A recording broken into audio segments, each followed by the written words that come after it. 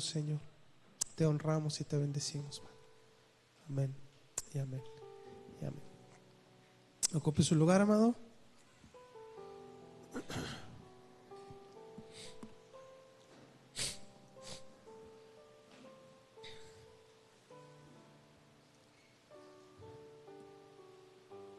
Y vamos a abrir la Biblia, amados, en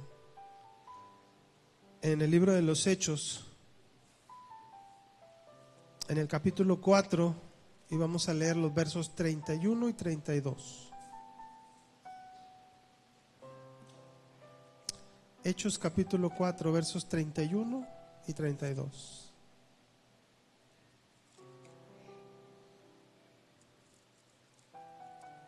Dice la palabra de Dios: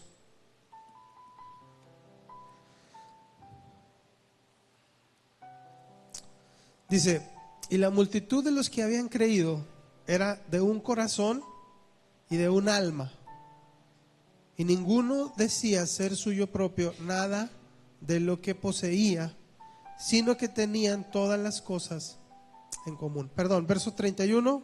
Cuando hubieron orado, el lugar en el que estaban congregados tembló, y todos fueron llenos del Espíritu Santo y hablaban con denuedo la palabra de Dios. Y ahora sí, verso 32. Y la multitud de los que habían creído eran de un corazón y un alma, y ninguno decía ser suyo propio nada de lo que poseía, sino que tenían todas las cosas en común. Ahora sí, durante este tiempo, algo que hemos estado aprendiendo y que Dios ha traído una confirmación y una amplitud en el entendimiento, es que nosotros se nos enseñó que éramos seres tripartitos, pero somos más que seres tripartitos, porque cuando yo pienso en un ser tripartito, pienso en un ser que tiene tres partes. Dice el pastor Sebastián que nosotros somos seres trifuncionales, es decir, que nos movemos en tres ámbitos distintos. Nos podemos mover en un ámbito natural, en un ámbito físico, nos podemos mover en un ámbito emocional y nos podemos mover en un ámbito espiritual. No quisiera que nosotros llegáramos a etiquetarnos, pero una iglesia como de donde nosotros venimos, que es una iglesia con una doctrina pentecostal, donde se habla mucho del Espíritu Santo, se nos enseñó que una iglesia que anda en el Espíritu es una iglesia que habla en lenguas. Y en el pentecostalismo se busca que la gente tenga experiencias místicas donde puedan estar hablando en otras lenguas. Y cuando no se habla en lenguas, se dice que esa persona no tiene un nivel de madurez espiritual y que por lo tanto hay cosas que no puede hacer porque no ha hablado en lenguas. Pero lo que habla aquí el apóstol Pablo a Tesalonicenses en el capítulo 5, verso 23, dice el apóstol Pablo: para que ustedes se encuentren irreprensibles en su espíritu, alma y cuerpo. Es decir, lo que dice el apóstol Pablo es que nosotros tenemos que buscar la santidad para que cuando Dios venga y nos pida cuentas, yo no tenga nada que reprender en los tres ámbitos donde yo me muevo: en mi cuerpo, en mi físico, en mi emoción y en mi espíritu. ¿Sí? Ahora, hay personas que se mueven mucho, lo que nosotros hablamos por la carne, ¿no? ¿A cuánto les gusta comer?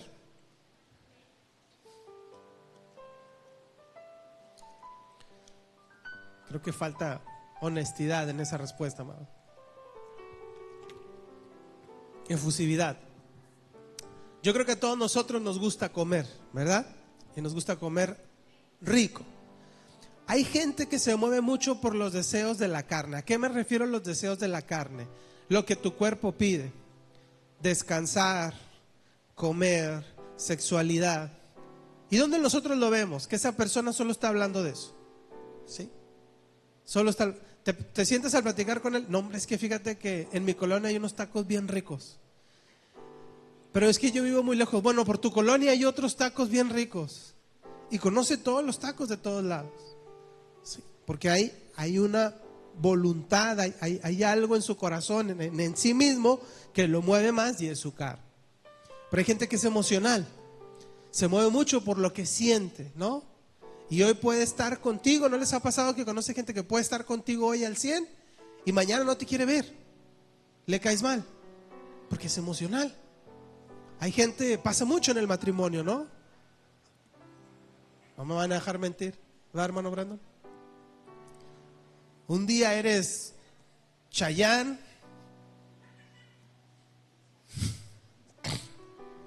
y otro día no te quiere voltear a ver, no quiere que le hables, que le dirijas la palabra, ¿sí? Ahora,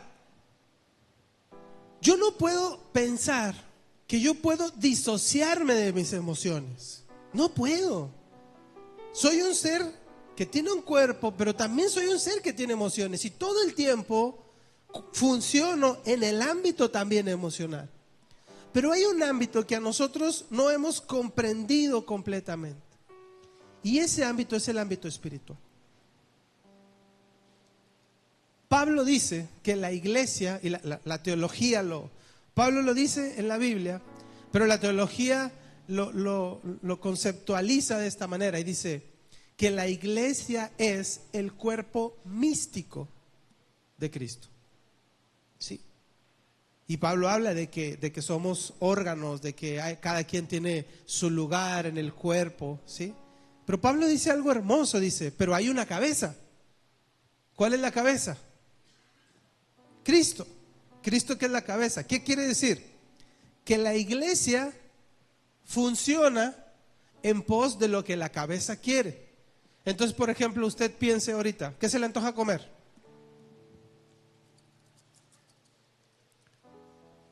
Los chicharrones, dice el hermano. Un caldito de res, porque apenas refresca tantito y ya queremos, los viejos ya queremos caldito de res.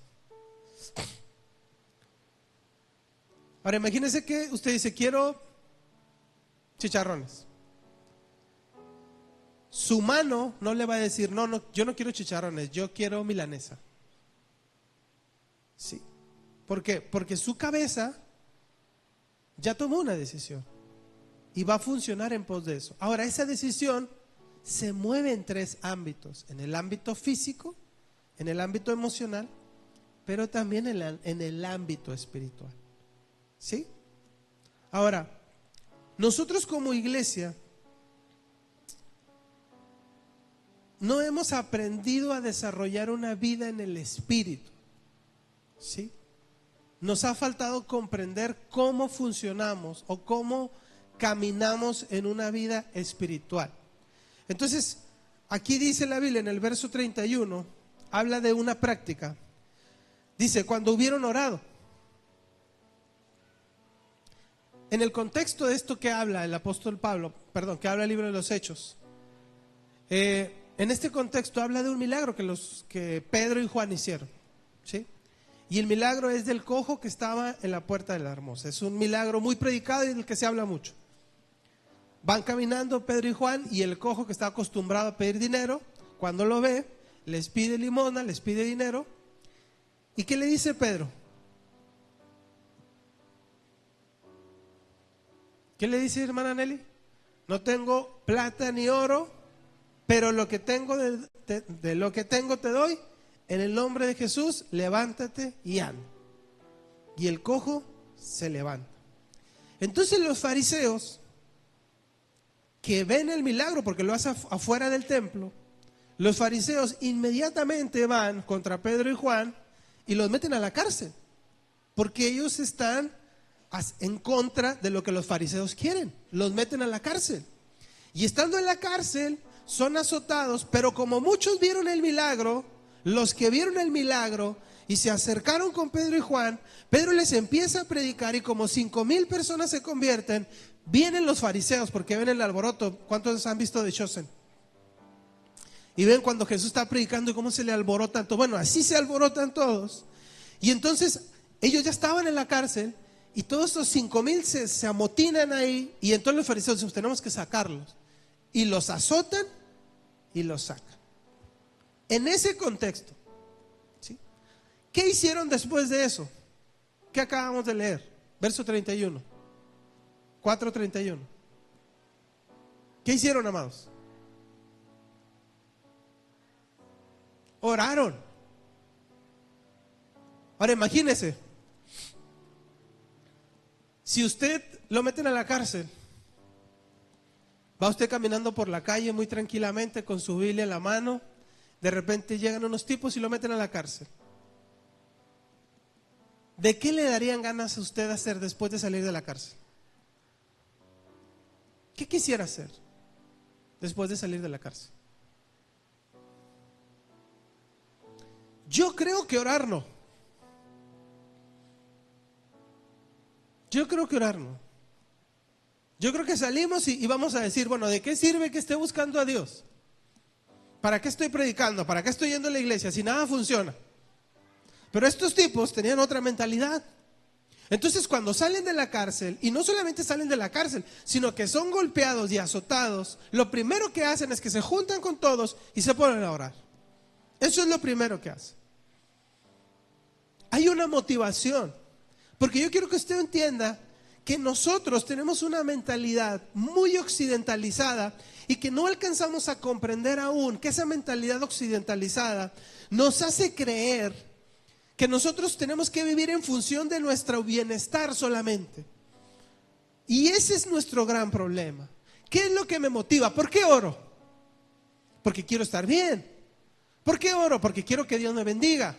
¿Por qué oro? Porque quiero que Dios me ayude. Esa es una mentalidad occidental. Nosotros tenemos esa mentalidad. Pero estos tipos fueron azotados, fueron golpeados, los metieron a la cárcel y todavía salen y se ponen a orar. ¿Y por qué oran? Dice, ¿qué era su oración? Dice, y ahora Señor, mira sus amenazas y concede a tus siervos que con todo denuedo hablen su palabra. O sea, los tipos predicaban, los metían a la cárcel y los azotaban. ¿Y cuál era su oración? Señor, danos más poder para predicar con más fuerza tu palabra. Imagínense que hacemos nosotros algo, vamos a un viaje, chocamos, nos volteamos en el camino, nos lastimamos, salimos golpeados y luego nos juntamos a orar y lo primero que decimos es: Señor, danos salud para levantarnos y volver a ir a aquella ciudad otra vez. Yo les aseguro que muchos de nosotros diríamos: no, ¿para qué vamos? Eso no es del Señor. Porque nuestra mentalidad occidentalizada nos hace pensar y creer que el éxito es que nos vaya bien. Pero estos tipos tenían otra mentalidad. Estos fueron azotados, golpeados, y su oración era: Señor, ayúdenos para volver a predicar, aunque nos vuelvan a meter a la cárcel. Esa era la mentalidad de ellos. Entonces, ¿qué pasa cuando nosotros oramos?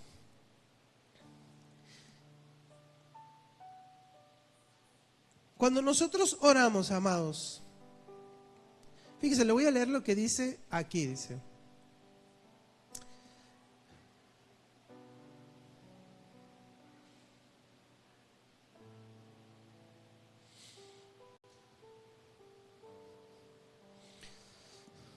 dice en el verso 24, dice: y ellos, habiendo oído, alzaron unánimes la voz a Dios y dijeron: soberano Señor, tú eres el Dios que hiciste el cielo y la tierra, el mar y todo lo que en ellos hay.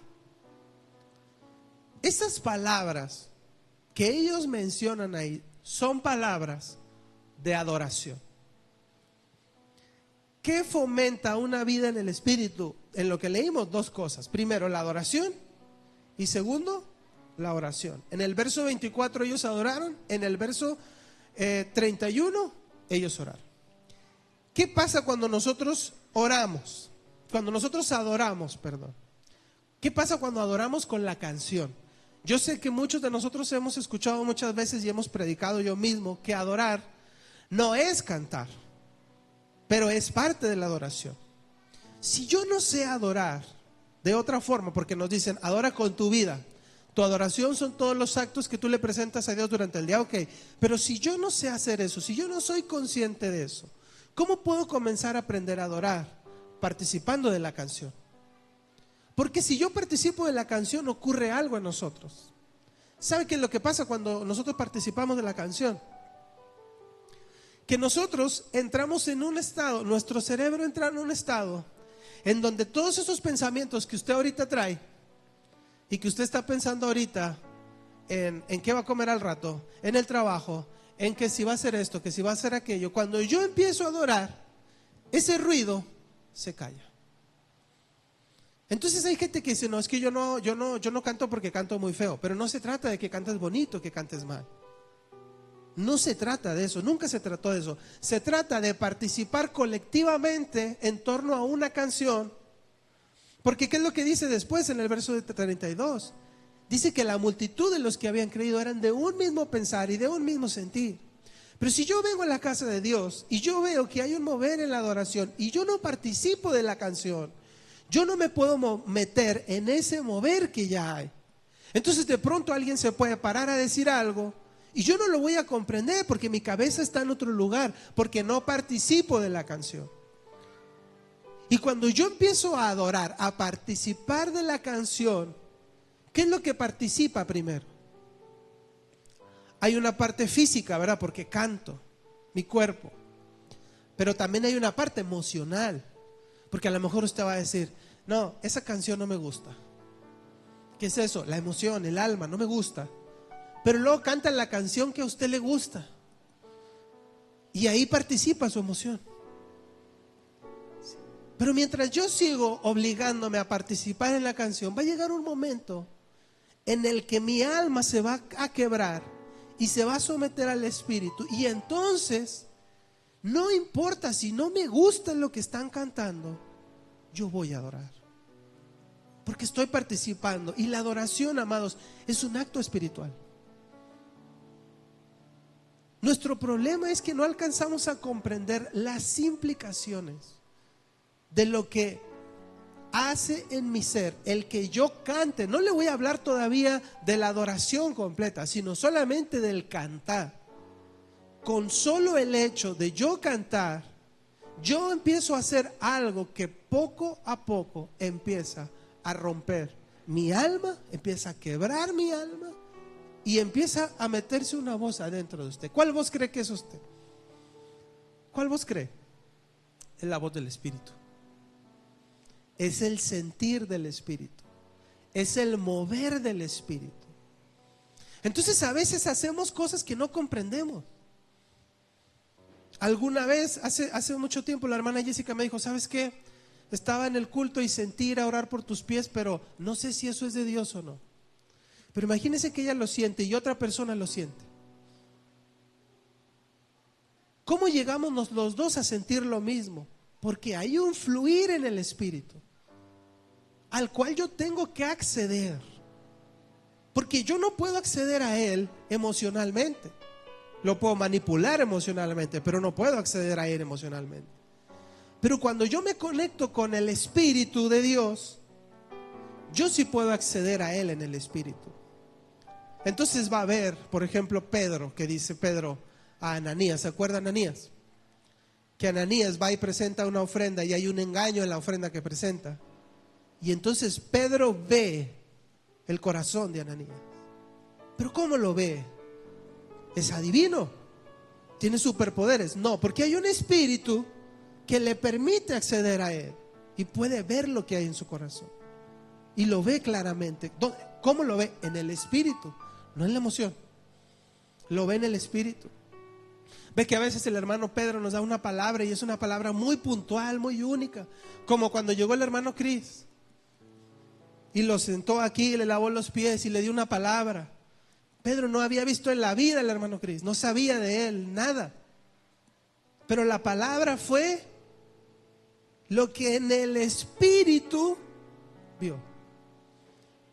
¿Cómo entramos ahí? Yo quiero ver eso. Voy a empezar a adorar. No sé cómo adorar, canto. Porque sé que de pronto voy a empezar a entrar en ámbitos espirituales. Ahora, ¿sabe qué pasa también? Que cuando yo oro, aquí dice, después de que hubieron orado, en el verso 31, Este haber orado habla de una necesidad profunda, de cuando uno tiene hambre, ¿sí? Yo no sé si usted alguna vez en su vida ha tenido hambre de Dios. No sé si alguna vez en su vida lo ha tenido. Había uno de los grandes predicadores, Jonathan Edwards se llamaba, misionero. Y este tipo tenía un hambre de Dios, pero hambre, porque él decía, creo que él oraba por Escocia, y él decía: dame Escocia o me muero. Ahora, yo quiero que usted piense, ¿qué le hace a usted orar con tanta necesidad? Señor, dame una BMW, Señor. Dame la casa del TEC, Señor. Estos oraron, pero la oración no era como nosotros oramos, ¿verdad?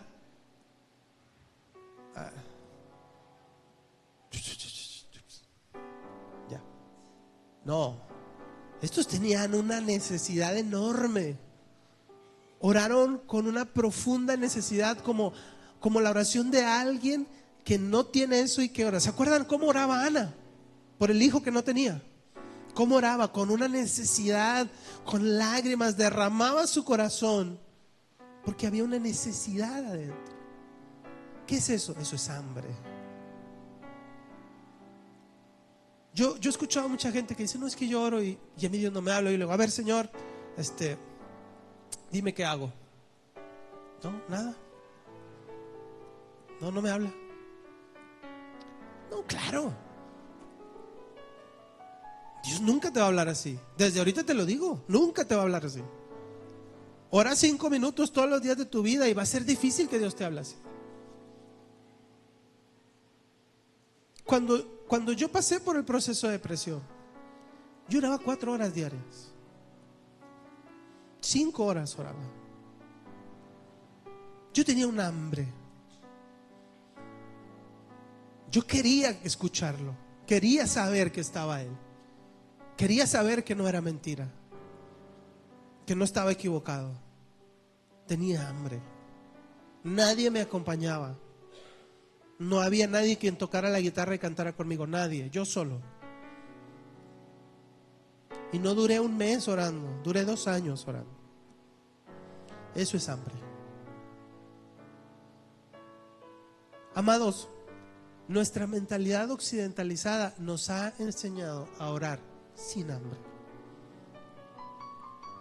Y yo se los digo porque cuando yo platico, porque para mí la jornada de oración es un regalo para mí. A lo mejor para usted no, a lo mejor para usted es un fastidio, pero para mí es un regalo. Y muchos lados donde vamos yo digo: no, hombre, tenemos jornadas de oración de 8 horas, de 9 horas. ¿Y sabe qué me dicen? ¿Y qué hacen en tanto tiempo? Pero ¿qué hacen? Es mucho tiempo. ¿Sabe qué fue lo que encendió una llama en mí de hacer las jornadas? Una vez que yo escuché el testimonio de este muchacho que está allá en Estados Unidos, Benjamín Núñez, exacto, Benjamín Núñez, que tienen ellos oración 24/7, ¿no? Casas de oración se llama, creo, ¿eh? Bueno, imagínate ellos, si nosotros oramos 9 horas al mes, esos tipos oran 24/7. Uno de los movimientos de avivamiento espiritual que ha habido, fue más o menos en el 1500, 1600 después de Cristo. Y estos tipos duraron 100 años orando. Y de esos 100 años orando, hubo un avivamiento. Usted ve hoy, por ejemplo, que es casualidad que los grandes ministerios cristianos en Latinoamérica, en el mundo, sean argentinos. ¿Usted cree que es casualidad? Usted va a escuchar a Dante Gebel, y Dante Gebel decía: llegaba del trabajo, cenaba, me ponía a orar y me despertaba en la mañana de rodillas. Y escucha al apóstol Gustavo Lara y a Carlos Anacondia y a Claudio Freyson, y todos siempre su discurso es el mismo: Ellos no se excusaban porque trabajaban y tenían necesidad. Y aún así, buscaban con tanta hambre a Dios. Y claro, cuando uno toca, Dios abre la puerta. Estos así oraban. Más adelante usted va a leer en Hechos que decía: estos que trastornan el mundo entero. ¿Cómo trastornaron al mundo entero? Buscándole, estando en su presencia todo el tiempo, tocando, insistiendo: Señor, aquí estoy, queremos predicar tu palabra con denuedo, aquí estoy, acuérdate de mí, no te olvides de nosotros. Esa era la oración de ellos, con hambre. Y después, ¿qué pasa cuando yo oro? La oración, amados, es yo le voy a explicar por qué podemos entrar en ámbitos espirituales. El gran estorbo que como seres humanos tenemos para entrar a ámbitos espirituales es la mente, los pensamientos. Ese es el gran estorbo. Porque la mente, el cerebro está diseñado para la supervivencia. Entonces, el cerebro todo el tiempo le va a estar llenando de pensamientos como: ten cuidado con el abanico, que no te dé aire porque te va a dar tos. Que no se te pase de la hora de la comida porque te vas a enfermar, te va a empezar a doler el estómago. Que te vayas temprano para tu casa porque tienes que hacer esto y aquello. Y todo el tiempo. Así está nuestro cerebro todo el tiempo, llenándonos de pensamientos. Entonces, ¿qué pasa cuando yo oro? Cuando oro, la oración es un estado mental de meditación. Y espero no lo tomen esto como una herejía. Pero en el cerebro eso pasa. Yo oro. ¿Por qué es un estado de meditación? Porque la meditación, ¿qué es? Callar los pensamientos, enfocarme en una cosa. Por eso cuando usted va a terapias de meditación, te dicen: cierra tus ojos, respira, siente cómo el aire entra en tus pulmones. Ahora suelta el aire, siente cómo sale, cómo va saliendo. ¿Qué está haciendo?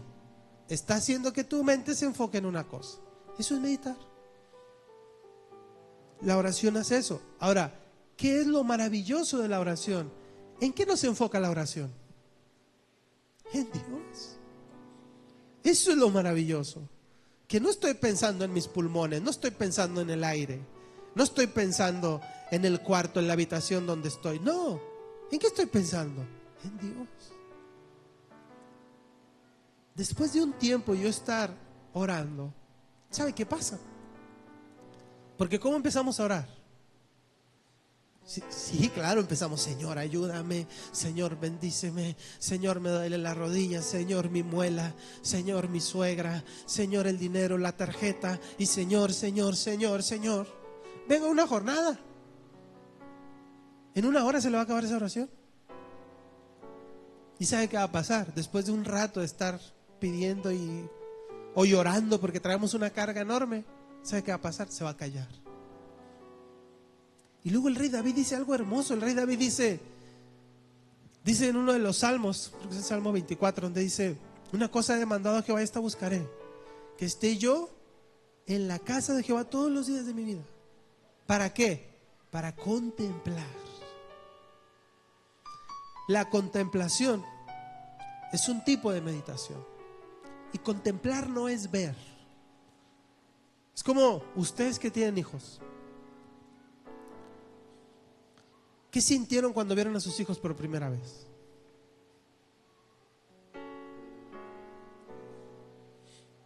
¿Qué sintieron cuando vieron a sus hijos por primera vez?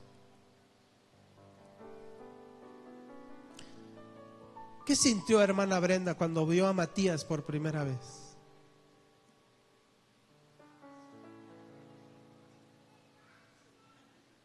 La hermana dice que estaba chistoso. ¿Qué sentiste, Isaí, cuando viste por primera vez a Joana?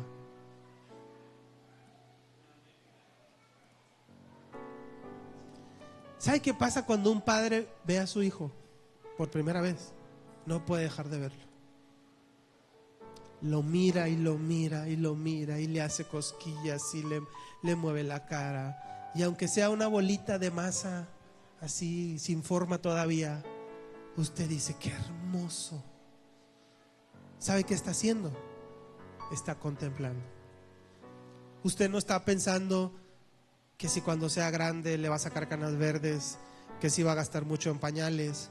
No está pensando en que si va a tener novio o no, o novia. Usted no estaba pensando eso. Usted sabe qué está haciendo, está amándolo, está viéndolo y no puede dejar de verlo. ¿Y sabe qué hace un bebé? Un bebé no puede dejar de ver a su mamá. Y cuando el bebé deja de ver a su mamá, se asusta, la busca, quiere escuchar su voz todo el tiempo, porque eso lo calma. Eso es contemplar. Cuando yo contemplo, puedo ver lo que otros o lo que en otro momento no puedo ver. Ahora, imagínese, ¿qué pensaría usted si de pronto yo me le quedo viendo a usted? ¿Qué pensaría? Dígame, ¿qué pensaría? Este viejo pervertido, este loco, ¿qué le pasa que no me quita la vista de encima? ¿Verdad que sí? ¿Sabe por qué? Porque hay varias formas de conectar con otro ser humano. Una es el abrazo, es la forma más rápida de conectar con otro ser humano. ¿Sí? ¿Sabe cuál es la otra forma? La otra forma de conectar con otro ser humano es reír juntos. Cuando yo río juntos con una persona y reímos de lo mismo, ve que hay gente que tiene el mismo trastorno y nos reímos de las mismas cosas.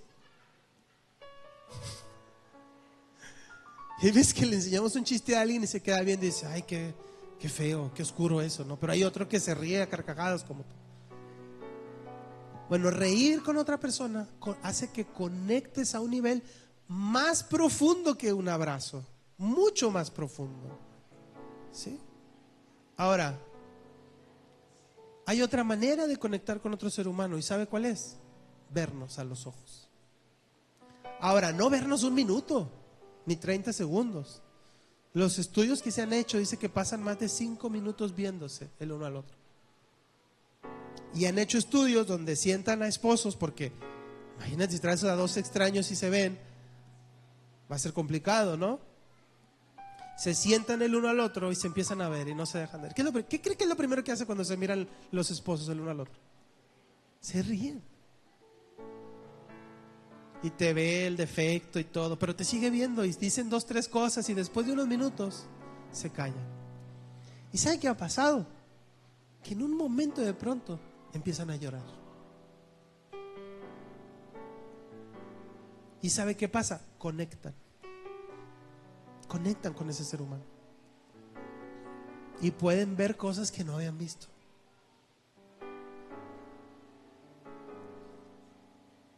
Pero se da cuenta que hoy hemos normalizado el no conectar. Si yo me le quedo viendo a usted, ¿qué me va a decir? ¿Qué traigo?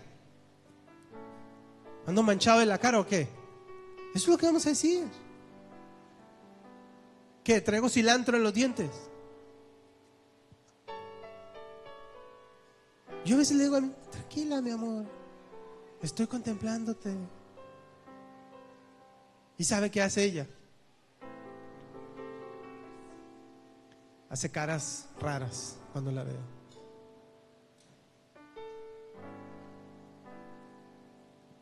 No sabemos vernos, no sabemos contemplar. Pero le voy a decir una cosa. Yo solamente puedo ver lo mejor de alguien cuando me detengo a contemplar su vida.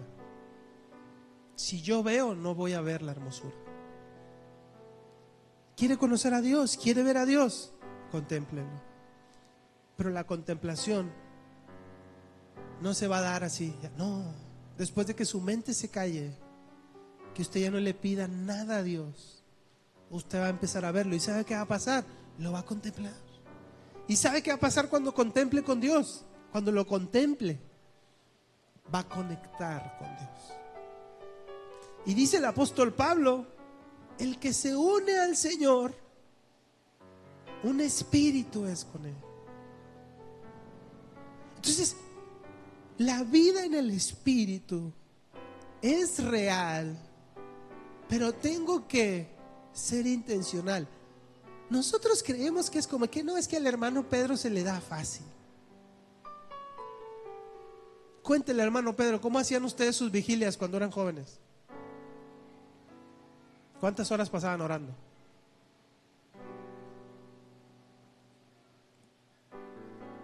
¿4 o 5 horas? O sea, lo que usted ve en él es fruto de una vida de oración, de muchas horas de oración.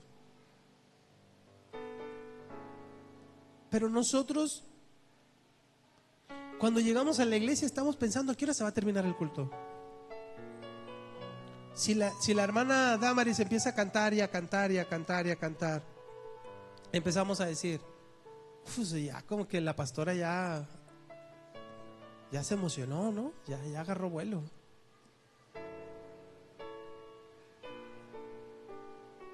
O sea, no comprendemos esa parte de lo que se desarrolla en mí cuando adoro. Yo quiero ver a Dios. Yo quiero escucharle. Ahora nosotros venimos aquí a la iglesia con un montón de pensamientos en la cabeza que de por sí solos ya nos distraen, y luego todavía traemos el celular. Otra cosa más que nos distrae.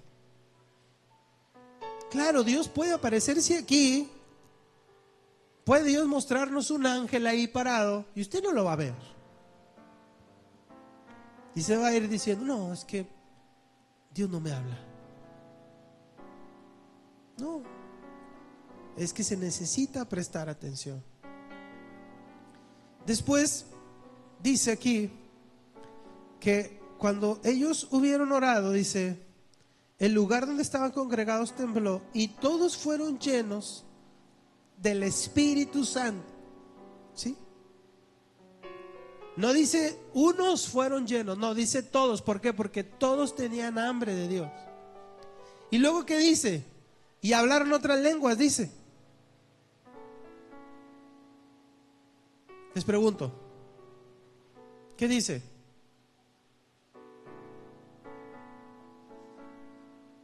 Sí, léanlo, hermanos, ¿qué dice? Cuando hubieron orado, el lugar en el que estaban tembló y todos fueron llenos del Espíritu Santo y hablaban con denuedo la palabra de Dios. No hablaban en otras lenguas, no dice eso, dice que hablaban con denuedo la palabra, con libertad, con confianza, así hablaban. O sea, los tipos los habían metido a la cárcel, los habían golpeado, pero ellos salían y predicaban con confianza, predicaban con libertad, no predicaban con miedo. No decían, no, ¿qué tal si me vuelven a escuchar y me vuelven a meter a la cárcel? No, predicaban con completa libertad, con toda confianza, la palabra de Dios. Y no dice, los apóstoles predicaban la palabra de Dios, no, dice, todos predicaban la palabra de Dios. Y lo hacían con denuedo, con autoridad, con poder. Pablo más adelante dice, Pablo en una de sus cartas dice, porque mi predicación nunca fue de vana palabrería, de sabiduría humana. Dice, mi predicación fue demostración de poder. Entonces nosotros, amado, yo quiero que usted entienda que Dios nos quiere llevar a un despertar, a un despertar en nuestra vida. Y la mayor manifestación de una vida del Espíritu, más que hablar en lenguas, más que hablar con denuedo la palabra, más que todo eso, la mayor manifestación es, y la multitud de los que habían creído era de un corazón y de un alma. Esa es la mayor manifestación. Fíjese lo que dice, nadie decía tener algo propio, sino que tenían todas las cosas en común. O sea, no es mi carro, es nuestro carro. No es mi casa, es nuestra casa. No es mi dinero, es nuestro dinero. Tenían un alma un mismo pensamiento. La palabra alma aquí se traduce como psique, pensar, mismo sentir. Sentían lo mismo y pensaban lo mismo. Yo le pregunto ahorita a usted, ¿sentimos lo mismo?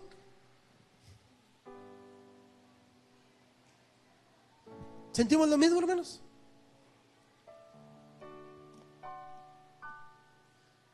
¿Pensamos lo mismo? Dígame, ¿tenemos el mismo pensamiento? No. ¿Cómo podemos llegar a sentir lo mismo y a pensar lo mismo? ¿Cómo podemos? Por el Espíritu. No hay otra forma. La única forma es por el Espíritu. Porque entonces yo voy a ver lo que los demás ven. Y voy a escuchar la voz de quien está hablándonos a todos. Pero si no me meto en ese ámbito espiritual, si no desarrollo esa vida en el Espíritu, no voy a poder entrar en el uno. Entonces usted va a decir, pastor, ¿sabe qué? Un día va a decir, pastor, creo que ya se le está zafando un tornillo, pastor. Creo que ya se piró. ¿Sí me entiende? ¿Por qué? Porque es raro que yo le hable a usted de algo que yo sienta o que yo piense.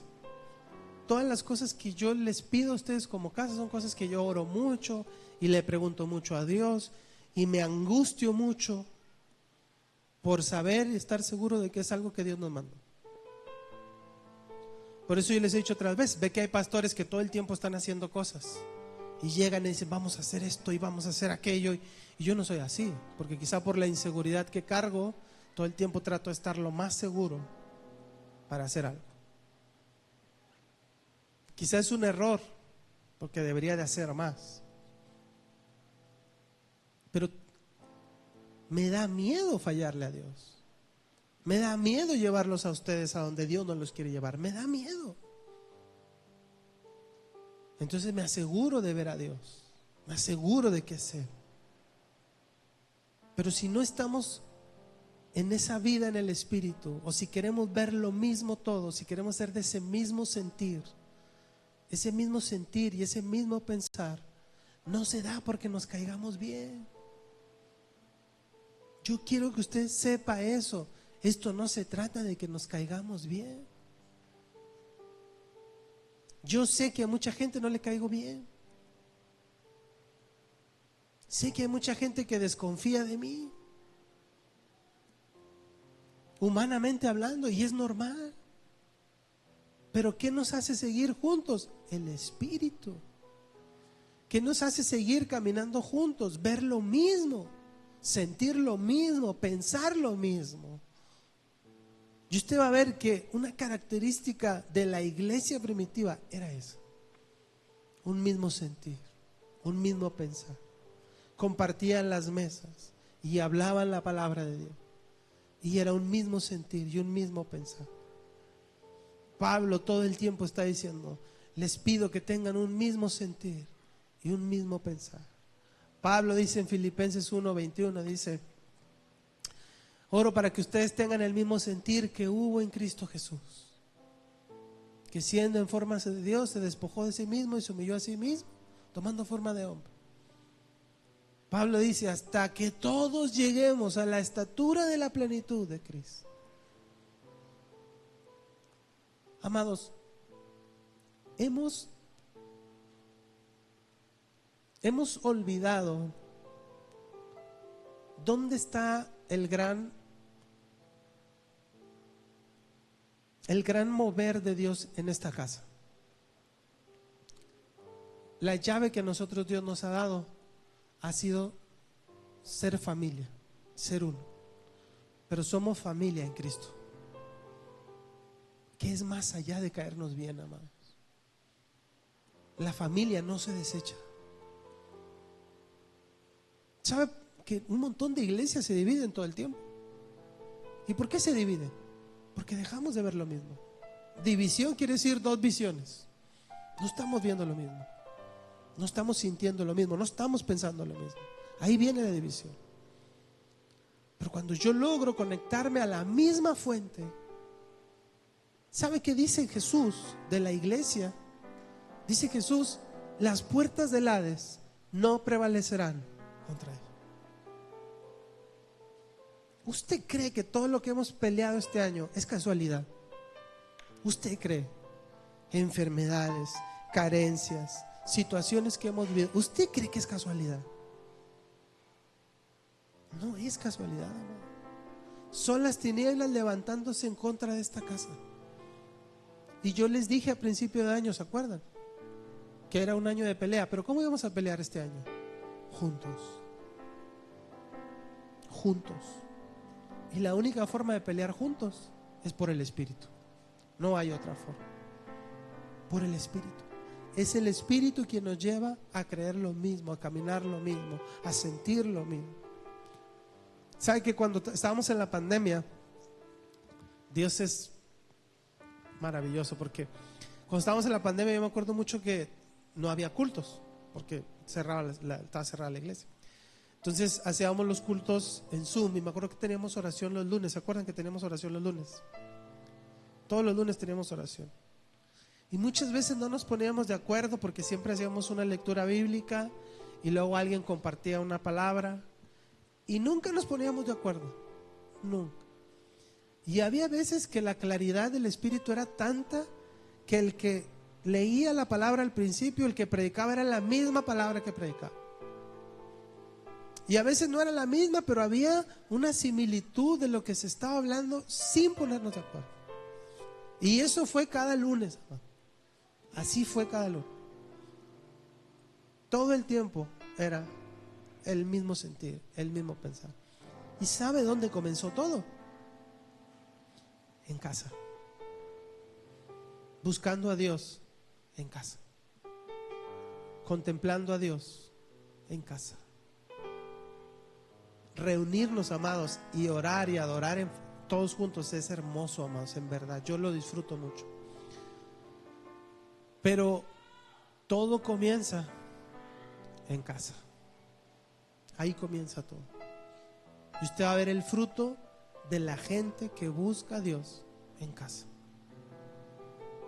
No permita que su comodidad hoy le impida buscar a Dios en casa. No permita que su incomodidad le impida buscar a Dios en casa. Este es un tiempo que Dios nos ha estado hablando mucho como equipo, de tener tiempos de oración en casa.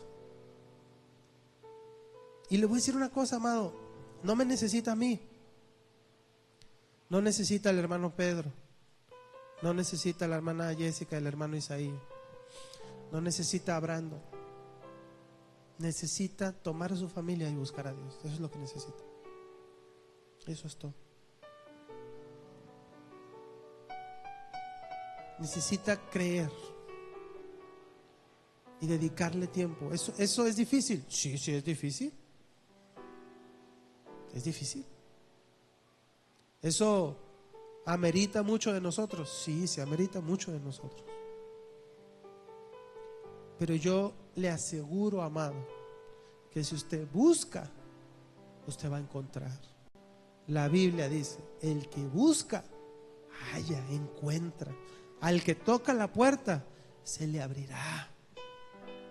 Dice Jesús en una parábola, la parábola del juez injusto, que una mujer llegaba y le insistía todos los días al juez, y hoy en día el juez, fastidiado, dijo: bueno, ya te voy a hacer caso de tanto que me pones gordo.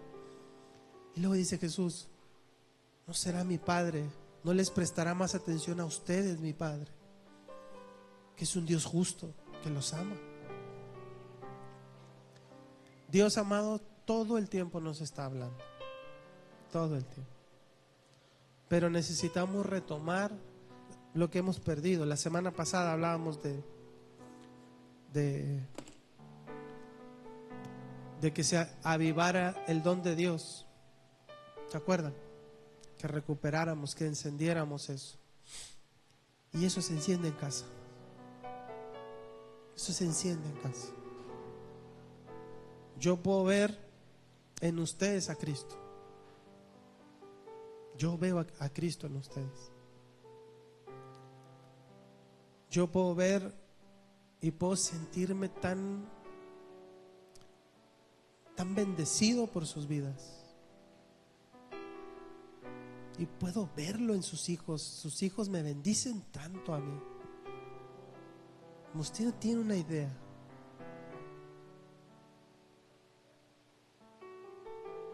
Y a veces Aileen viene y me abraza, y otros días Aileen no me pela y viene Jasia y me abraza. Y la otra vez vino Eliana y me gritó desde que entró: pastor, y corrió a mis brazos. A mí me bendice. Yo veo a Cristo en eso.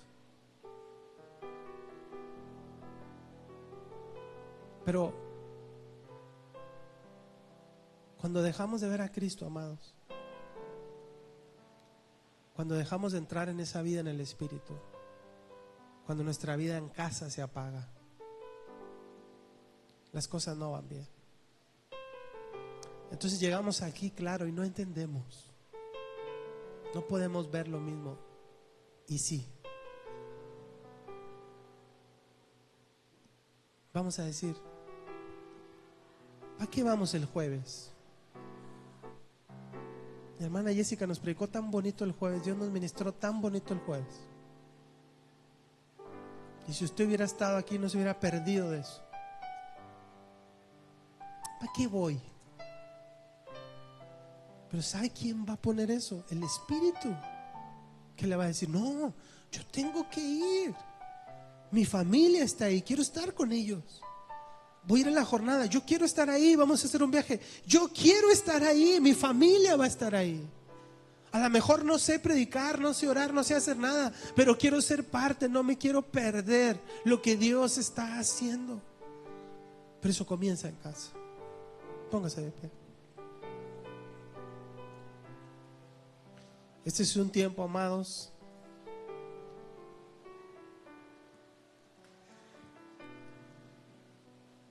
este es un tiempo de familia.